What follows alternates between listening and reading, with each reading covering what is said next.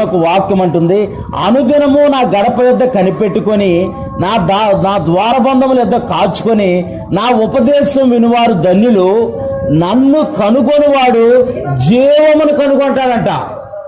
దేవుణ్ణి కనుగొని దేవుడి మీద ఆధారపడి దేవుణ్ణి వెంబడించేవారు జీవాన్ని కనుగొంటారు, ఆశీర్వాదం కలిగి ఉంటారు, వాళ్ళు జీవాన్ని కలిగి ఉంటారు.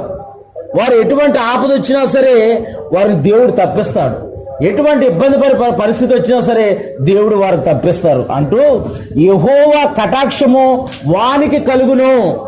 దేవుని యొక్క కాపుదల, దేవుని యొక్క కనుదృష్టి, దేవుని యొక్క కటాక్షము, ఆయన కృప ఆయనకి ఎవరైతే ప్రథమ స్థానం ఇస్తారో, ఎవరైతే ఆయన ముందు పెడతారో వారి మీద ఉంటుందంట. కింద చూద్దాం.